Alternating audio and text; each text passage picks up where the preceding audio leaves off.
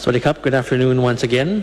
Just now we had the Thai language briefing by Dr. Apisamai, followed by a briefing by the Director General of the Communicable Disease Control Department, or CDC, Dr. Opat. So I'll just recap those two briefings for you with additional information that may be of interest to the English language audience. So firstly, with the new confirmed case and new recoveries, the numbers that we have for today, the Friday, the 4th of June, 2021, we have new recoveries at 2,493 persons, almost 2,500 persons recorded as recovered for today. We have new confirmed case, as you see on screen, 2,631 cases. So the number of new recoveries and new confirmed cases are actually close. For the new confirmed case, 2631, out of this number, we have 2,580 cases, which are cases from local transmission. And we have 1,306 cases reported from within the healthcare facilities, 1,085 cases from active case finding missions, 189 cases from within the prisons and penitentiaries, and 51 from international arrivals who are in the state quarantine system. So that was the breakdown of 2,631 cases, new confirmed case that we found recorded for today. For new fatalities, unfortunately, we have recorded 31 new fatalities, making the cumulative 1,177. We have, however, some information that most of the fatalities are in Bangkok, as in the past few days, 20 fatalities, followed by Samuthprakarn, Chiang Mai, and other provinces. Majority cases for those having diabetes, high cholesterol, high blood pressure as the underlying health conditions of those who succumbed. And most of the fatalities are from those who had contracted the virus from family members, colleagues and friends, and from high-risk areas. The age range today is 17 to 97, with the median age at 68 years old. So just some additional information, observations from the Thai language briefing. Most cases are still detected in the high-risk marketplaces, the factories, and the accommodation for factory workers, crowded communities. So the daily CCSA meeting this morning actually reviewed these clusters detected in such locations in a total of eight provinces, which include Pathum Thani, Samuthprakarn, Chonburi, Saraburi, Petchaburi, Ranong, and Trang province. In Trang province in particular, 526 cases were detected at a glove manufacturing factory, with risk factors identified from dining together and using shared facilities. Health authorities also discussed findings from a cluster found in a factory in Samuthprakarn province, whereby risk factors came from sharing utensils, sharing of facilities, recreational activities after work, and visiting marketplaces, which had previously been reported with cases of COVID. Now, if you recall, in the past few days, we talked about the good factory practices, which the CCSA authorities are stressing and enforcing with various factories. In the meeting this morning, we emphasized that again about the implementation of GFP, good factory practices, so that the various companies and factories can continue to perform their business activities under these safe conditions. And in the meantime, also active case findings also continue in the various factories. In addition, cases are still being detected from people who enter the country via the overland border checkpoints and entering illegally through natural border crossings, natural pathways. So the CCSA has consistently emphasized that people should enter the country via the designated legal border checkpoints and enter into the state quarantine system for their own safety and for public health safety. In Bangkok, the majority cases are still concentrated in Bangkok and the periphery. If you see the map of Thailand now on screen, you will see that most of the provinces have reported 10 or less than 10 cases today. So you see the visuals there, the graphic there. You see more green and white than you see orange and red. So that's a good sign. And the 24 provinces in white, you see there, it means the ones that are reported of having 0 cases, no cases. And there are 35 provinces in green. So green means reporting 1 to 10 cases only for today. Now, for Bangkok, 57 clusters in 32 districts reported today, with the Thai language briefing focusing on clusters in Bankapi district as well as Saphan Chang district. Where in Saphan Chang district we had testing in the active case finding mission testing of up to 882 persons.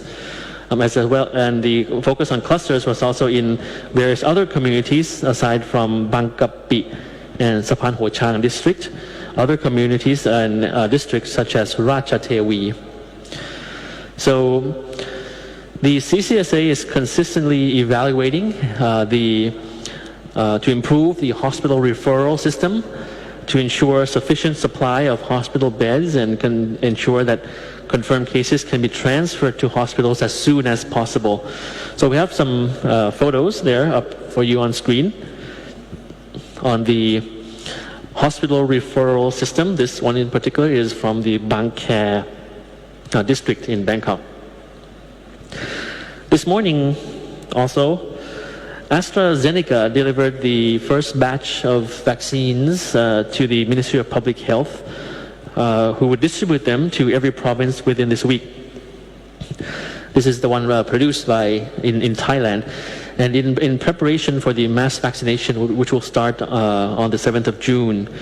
So according to the Deputy Director General of the CDC, 2 million doses of Astra Zeneca and Sinovac have already been delivered to all provinces in this first week of June in proportion to the infection rate in each area. Now, just to explain a little bit further, which was touched upon by Dr. Apisamai, that the distribution of vaccines across the country had been adjusted slightly in terms of supplying the vaccine supply needs in the provinces to a weekly basis instead of a monthly basis. The reason is because, as you would all understand and know, the situation is very fluid and it changes every day, it changes every week. So the adjustment for the sending off of vaccine supplies will be weekly now, and the Director General of the CDC had explained further just now about this.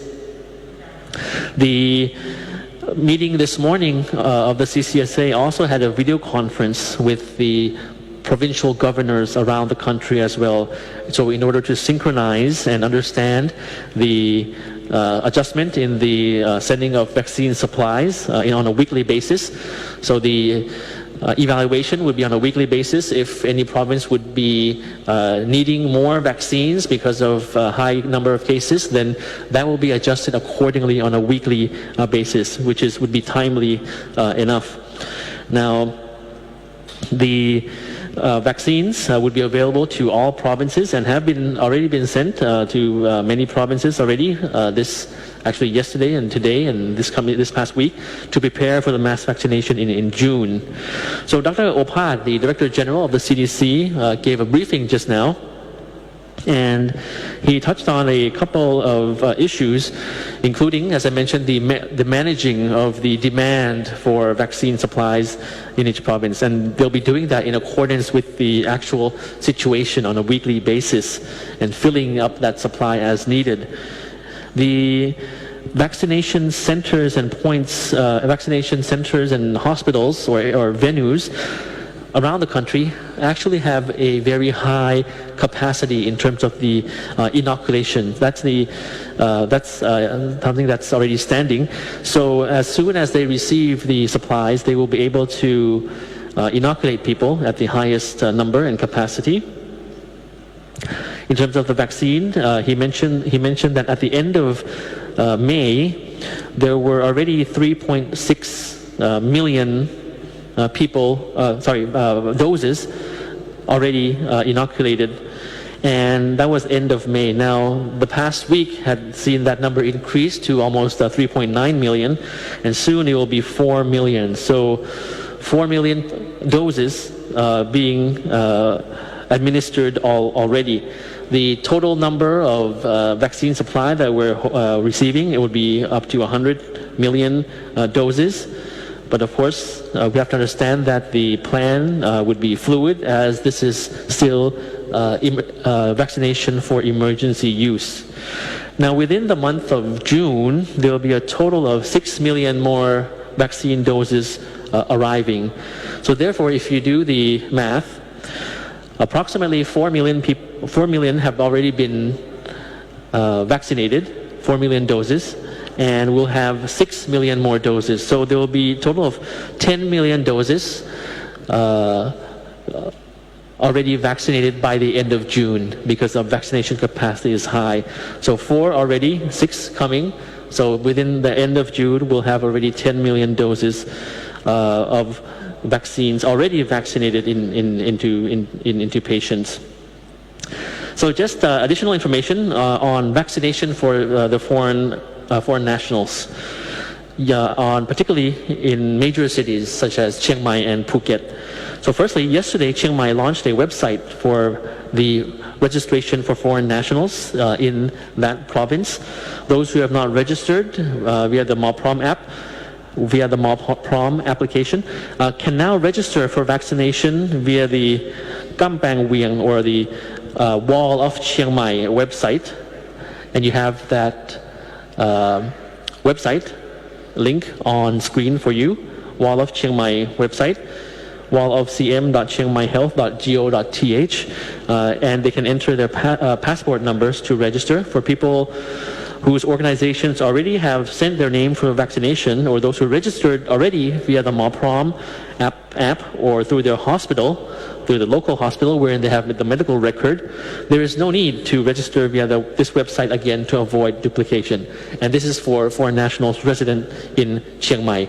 As you recall, as I mentioned, the particular provinces will have their structure and plans in order to register and vaccinate foreign nationals, aside from the designated hospitals, aside from the various schemes that I had mentioned earlier. Each province would have their own as well. So this is one case in point, one example of that. Now in Phuket, officials are preparing for the planned opening of the province next month, the 1st of June. The Phuket Sandbox, that you may have heard, which will depend on the situation in Thailand and overseas, as well as approval from the CCSA for the opening of Phuket to tourists on the 1st of June. Nevertheless, Phuket province has started vaccinating foreign nationals on the island yesterday at Central Floresta Mall, and we have some images of that for you on screen right now. Thailand will receive more vaccines this month, as I mentioned, which will be distributed to vaccination centers nationwide for nationals who would like to register for the vaccination are recommended to register at the hospital with their medical history, or at designated hospitals that as we had mentioned, or in terms of the major cities around the country, as I have mentioned just now, Chiang Mai and Phuket, they have their own platforms for foreign nationals with the ability to to key in the passport number for foreign nationals. And of course, when the vaccines have arrived and been allocated across the country throughout this month of June, the vaccination process will speed up, and will seek to inoculate 70% of the population as soon as possible within this year. Now, just a side note that in Phuket, we had some images just now. In Phuket, Actually, around 50% of the entire population of Phuket had already been vaccinated through this scheme already. So that's in preparation of the opening up of the island on the 1st of June, particularly for foreign tourists, according to their scheme. So this is basically the information I have for you for today. I hope it was useful. And over the weekend, we'll have more information for you as we're moving close to the mass vaccination, nationwide mass vaccination program, which will start on the 1st of June. Just mind you that the 1st of June is actually just the first day. It's just the first day that we're commencing this national agenda. So there would be, of course, perhaps appointments or some other management details which will be announced come the 7th of June or a little bit after that. But rest assured that in the months ahead, after June, we'll be moving forward very strongly to achieve our goals of vaccinating most of the people in our country, Thai nationals and foreign nationals alike, to actually achieve something that we really, really hope for, and that we will not be having to face with the COVID pandemic in the level and degree that we have been facing in the past months and in the past year. So thank you very much for your attention. สวัสดีครับ ครับขอบคุณนะครับท่าน